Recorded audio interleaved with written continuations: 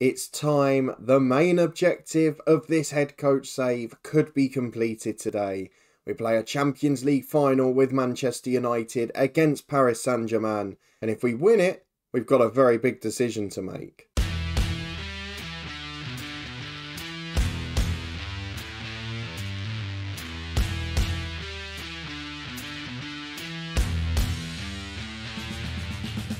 Yes, hello and welcome along to another episode of this FM22 story, The Head Coach, with me, Daniel.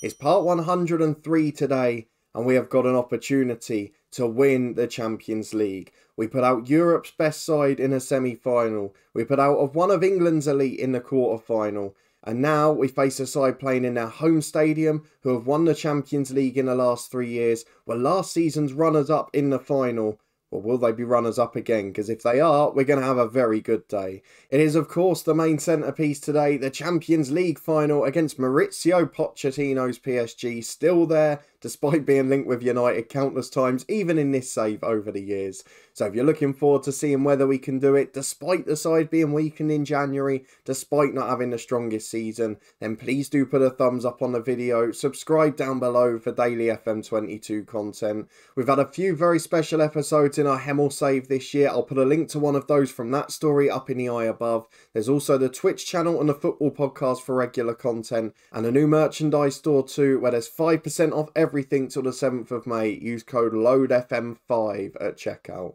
You can also support the show as a channel member down below by clicking the join button if you wish. But all of that is dwarfed today by a massive occasion in the head coach. So often the defining moment, a Champions League final. But we go into this one, I'd imagine, as underdogs. Because this is not the Premier League you would expect. This is a Premier League that is weaker than the Bundesliga. That is weaker than La Liga, where the top sides are not the highest ranked in Europe. And we have got to do one hell of a job to beat a PSG side that's absolutely caked with quality.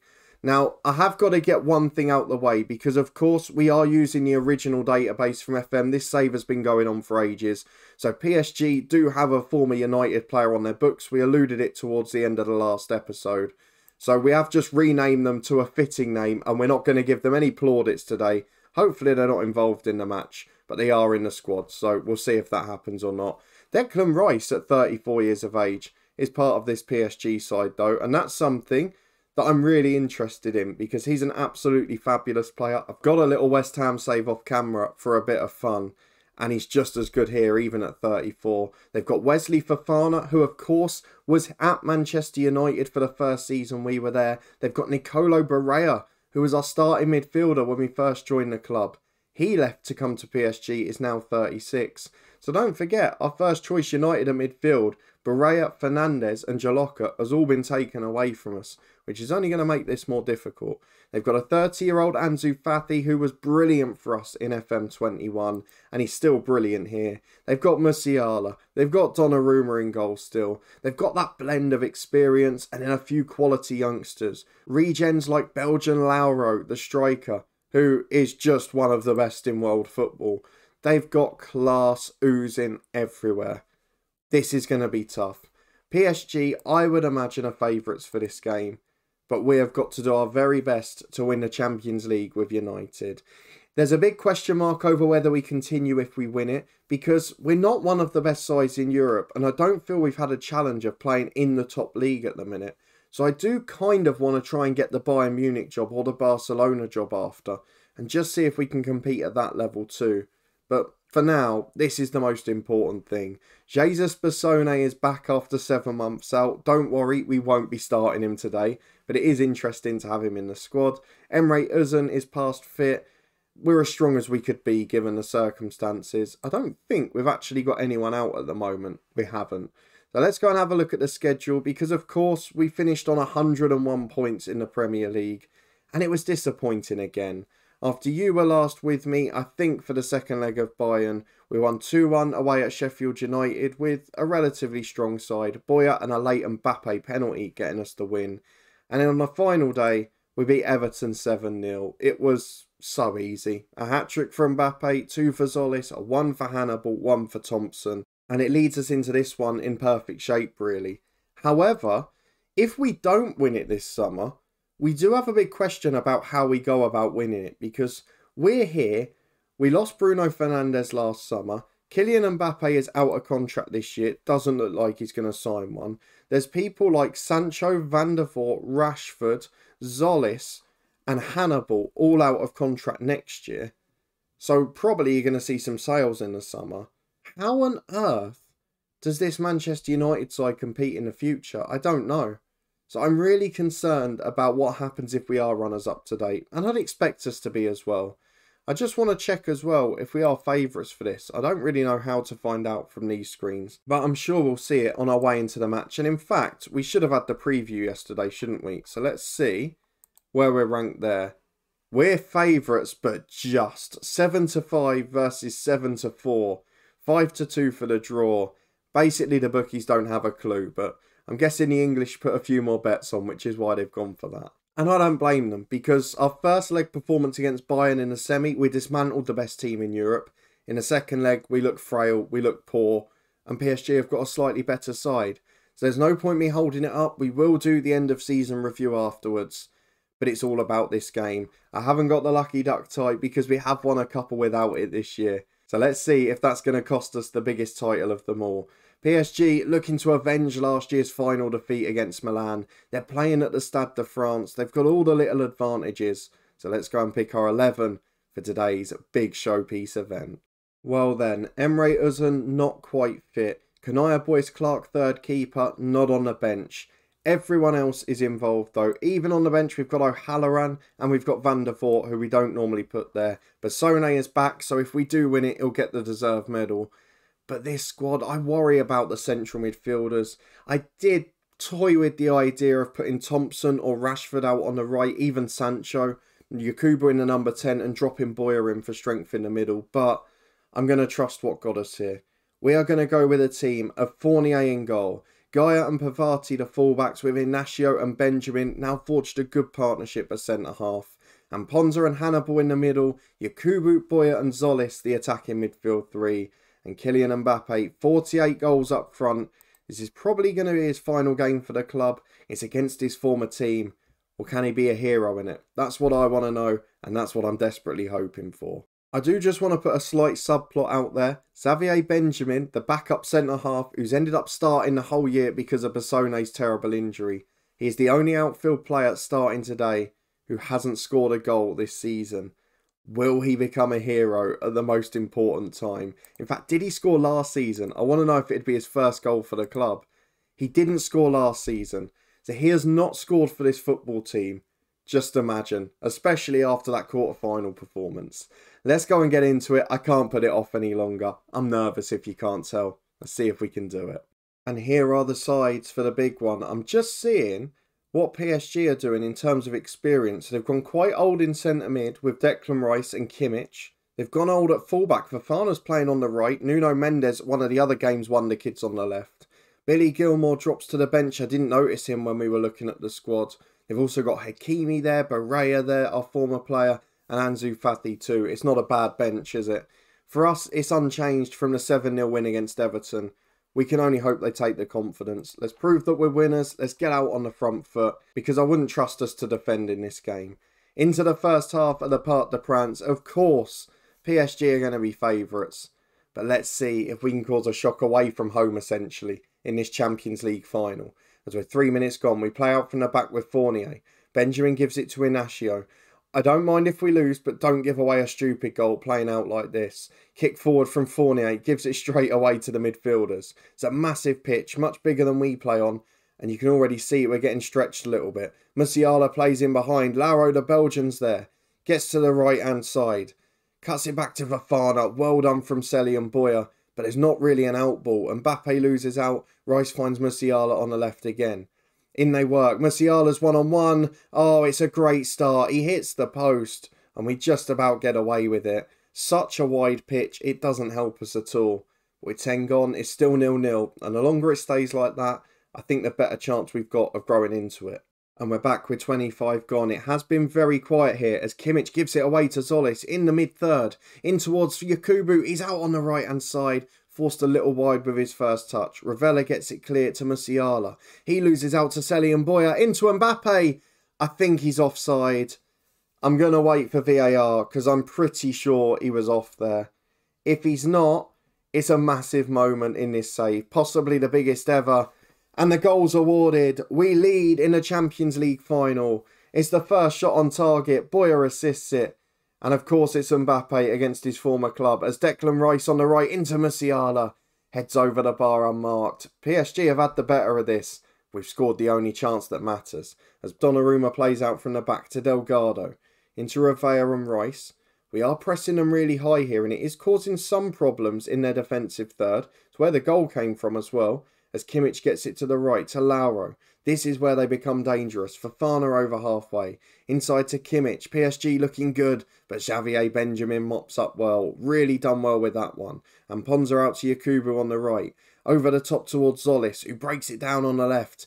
Can cut inside his fullback, but he's forced wide. Turns onto his right foot. Delivers to Yakubu. Big header at the back stick just over.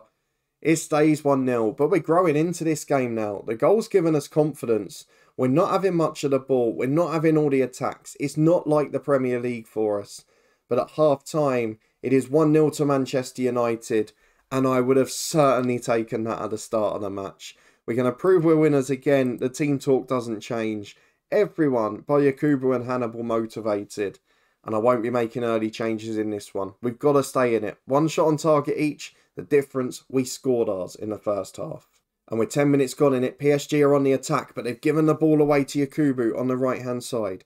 Can he take on his man? He just turns back to Amponza. Sensible play. Boyer releases Yakubu again into Mbappe one-on-one. Big goal! That might be the moment. We know that the AI teams go mad at 2-0 this year. But Mbappe, in his final appearance we'd expect for the club, might be helping to achieve the most remarkable of things. Manchester United 2, PSG 0. And to be fair, if we win this, we've beaten the two best sides in Europe to do it. And I don't think anyone can begrudge us the victory. And Ponza's had a really poor game in the middle. I'm going to take him off. Just give him a little rest. Hannibal switch to box. And we're going to bring on Asher Gumby, who's a bit more defensive-minded. I'm not going to rest the tired lads yet. They've had a week and a bit off. There shouldn't be an issue here. But if PSG get one back, I might start bottling it. As Declan Rice in the middle finds Gorner. He's put it through to Lauro. They're one-on-one here. It's a great save from Fournier. What a signing he's ended up being, because in the big moments, he's really delivered the big saves. And we cling on again. There's just over 10 minutes to go. I'm going to make another change. This time Zolis on the left. He'll be replaced by Marcus Rashford. I was tempted to go Vandenberg and go a bit more defensive. But I'm not gonna, as it's a Ravella corner into the front post. Rice loses out in the air. It falls for Ansu Fati, who's off the bench. Chips into the box. Ignacio heads away. And it falls for Rashford, who releases Mbappe. A third now. We're going to get the party hats out. The poppers will be going. Mbappe down the left. There's 6 in support. We're still committing men forward. Rashford back to Agumbi. Inside to Hannibal. Oh, just over the bar from the edge. That was the chance. It didn't quite happen. But with 5 minutes to go, we lead 2-0. And this is completely in our hands. As Boyer finds Mbappe. PSG pushing forward and there's gaps. There's big gaps at the back. Yakubu down the right-hand side. Delivers to Mbappe. Headed away. And it's up to Lauro. Here they can counter. PSG not really gone all-out attack. They've chucked a second up front, but that's about it. As it works to the left to Hakimi. Another one off the bench. Experienced superstar player. Back to the edge of the box again. Lauro releases Hakimi. Crosses to the middle. It's 2-1. And with 5 minutes to go, it is squeaky bum time, to say the least here. Oh, the time wasting is going to be devilish in this game. Pavati's having a poor one on the left. I'm going to bring on Vandenberg. In fact, no, I'm not. I'm going to bring on Bordenelli because he's a far more experienced defender. 4 minutes plus stoppages. There's 1 goal in it. The difference between the teams is nothing. Well, it's better finishing from Mbappe, isn't it? Who had 37% possession. Same number of shots. 1 more on target. Worst expected goals. But Mbappe's been the hero. And he's going out with a bang. Let's change the fullbacks to defensive duties. Let's get the time wasting on. Let's be disciplined. You all know how this drill works by now. In transition, we're going to slow it down. We're going to hold our shape. We're not pushing forward for anyone. And we're going to drop the line of engagement too. I also, if we're able to here, and I know it doesn't suit the players, I'm going to drop Rashford and Yakubu to wide midfield areas. Please let it happen. 4 minutes of the 5 added on to go. Can we hold on? It's PSG down the left. And this is where the quality off the bench tells, because we're knackered. We're out on our feet. As Gorner in the middle. Plays forward. Lauro, the number 10 from Belgium, runs in. Great save, Fournier. Absolutely superb goalkeeping. He's one of the best in the world. They spent, what, 120 million on him in the summer. And John Murtaugh might have got the best top dollar keeper in the world for that. Revea on the right. We're still clinging on here. This is not over. It's into the box. It would have been offside. But Fournier comes and smothers it anyway. We're into the 94th minute. I think we're going to hold on against the run of play, against the stats, and against the quality that the two sides possess. Manchester United wrap up the double, and it's the biggest one in European football. Premier League title, check. Champions League trophy, check. We win it for the first time in our managerial career. And we lift the trophy in PSG's backyard. That is a massive moment in this save. And we're going to have big decisions to make this summer. As I fancy it, one more job. Bayern or Barcelona ideally. But the achievement we have managed to conjure up here is incredible. We beat the best side in Europe in the semi-final. We beat the favourites in their backyard in the final. We've done an incredible job. What a win. We've won a Champions League. We've won every trophy here. We've won a Europa Conference, a Champions League, a FA Cup, a League Cup, and we've won the Premier League title multiple years too. We haven't had a chance in the Europa League, but everything we've been in, we've done. I'd be tempted to stay for the Club World Cup and the Super Cup, and we may well end up doing that yet. But for me, it's now Bayern or bust. Let's go and see what jobs are available, and of course, conduct the season review with the new European champions. End of season review time is here, and while there's one less trophy than was in the cabinet last season, it's the big one. The big one is the Champions League, and following that, well, undeserved victory against PSG, it's there alongside the Premier League title. I'm not going to harp on again about the Premier League being the easiest to win, but it is. Let's look at the new arrivals and the people who have been key this year. Selly and Boyer, the replacement for Bruno Fernandes who retired. Gotta say that the director of football got us a good one there. As he did with the goalkeeper Jerome Fournier, we saw his importance in the Champions League final. And then Lovic and Vandenberg, backup fullbacks. Vandenberg got a big future at this football club, unless he gets sold like Jalocca and so many of the other younger ones. Transfers out, if we remember who left the club last summer, there's always a big one or two, isn't there? Ilian Meslier had been our first choice keeper the last 2 years. He left the club, significant loss. Voloshin sold, significant loss. Portois, Duffy, Philip Jalocca, annoyingly. Johnny and many others went too. So we didn't really strengthen the squad a great deal. And Jalocca in January could have been the one that really cost us. But thankfully, we've managed to get away with it. Let's go through to the season's results because the Premier League was just too easy. The Club World Cup we didn't even compete in, so I'm not quite sure why that's there. I wonder if maybe... it's in the summer. Now that might make it a bit easier. Let's have a look at the schedule, because we could do that and then move jobs afterwards. Right. That works for me, because we can do the Club World Cup in June and then start a new job in July. So that will be the next episode regardless. Let's go back to the season review.